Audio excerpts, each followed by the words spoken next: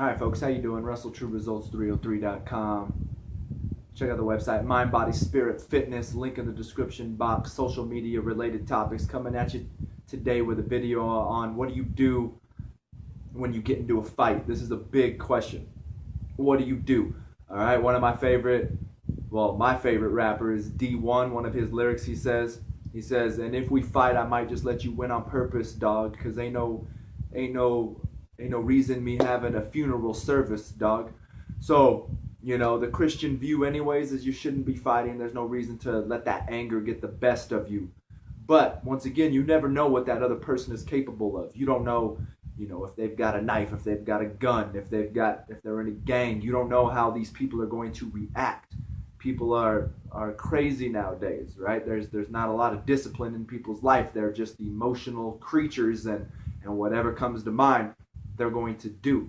So you're never going to know what's going to happen during the fight and possibly even after. And I'll tell you some stories that I've went through myself in this process.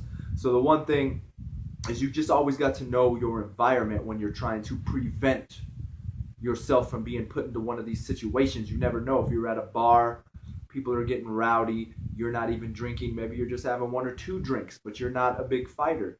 Right? If you see someone getting rowdy over in some area, you need to kind of eliminate yourself from the situation, move on, go to a different area of the bar, and always be aware of your surroundings. Yes, you can still be involved in conversation and fun, but we've got to realize that the real world is going on around you as well. You've got your little own world, but the world is going on around you, and you've just got to be able to see what's going on, and this in itself could cause a problem. I know when I'm hanging out with some of my friends that are a little crazy, they'll be like, that dude was staring at me.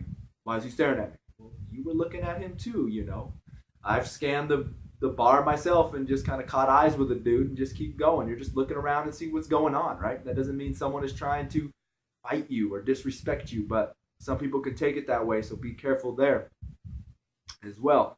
Like I said, just remember to remove yourself from the situation. I had a funny story. I was dating this girl. What was this? 2015, so like 7 years ago, probably maybe 6 years ago, and we were downtown here in Denver, and these two guys were just walking down the street, and all of a sudden this group of guys came around the corner. They're getting rowdy, they're just acting crazy, and the two guys just mind their own business. They didn't say anything, just socked, wasn't even paying attention, just get socked right in the face, drops. The other dude takes off running. That dude gets up, they're running. These 5, 6 dudes, 7 dudes are chasing two guys down the street. The girl I was with, she likes to fight. All of a sudden she's like, we need to run over there. They're running over there. I'm like, I'm not getting anywhere near that. I saw the whole thing happen. They just punched that person for no reason. I'm out. I crossed the street. I don't want no parts of that, because what does that mean? Then it's really going to be 3 on 7, 8. I'm in a losing situation there. There's no reason for me to be in that situation or put myself in that situation. So I just kind of walked across the street. Of course, those guys didn't do anything to the women, but I wasn't going to chance it, so I removed myself from the situation. I was listening to one of my health podcasts. This one's funny. They're saying if you're in that confrontation where the guy is out of control and angry and screaming at you and yelling at you, they said one of a good way to prevent a fight is just to get his mind somewhere else, right? So you just blurt out something weird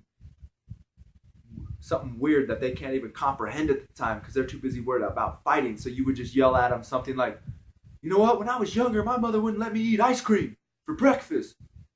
You would say something like that, like, what the hell, and they get all, what are you talking about? This is crazy, blah, blah, blah.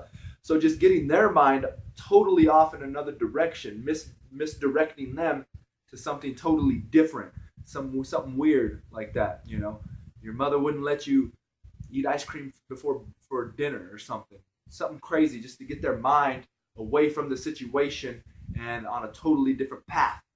Another way that we're able to prevent that fight. And of course, if worse comes to worse, there's going to be a fight. I have a cousin who got into a fight, and he said he beat the guy up. At the time, my cousin was living with my grandparents. And 5 days later, these guys come to my grandpa's house, knock on the door. We're looking for blah, blah, blah. My cousin gets up, comes out. They take him out into a field. Craziness happens. Long story short, they just really beat the crap out of him, came back, threw him in the front yard.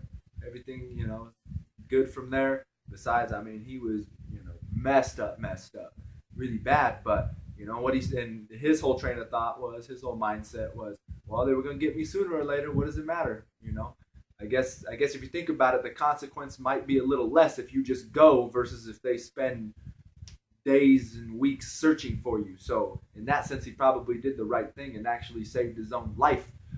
But there's more to that story that gets a little crazy. But what happens if worse comes to worse? We want the fight to end as soon as possible, right? And with as little injury as possible is what we're going for.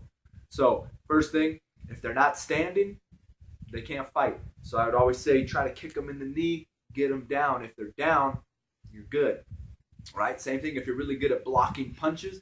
If you can just keep blocking and dodging, eventually he's just going to get tired and say, screw it. This isn't even worth my time, because you're making him look foolish being able to dodge the punches and block them anyways. But if not, we're going knee. If they're down, hopefully they're not getting back up. It might have injured it a little bit, but if they're down, there wasn't too much damage done. There might not be that big of repercussions coming from it.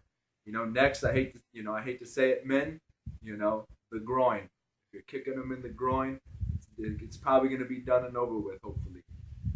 Next, we've always got the throat.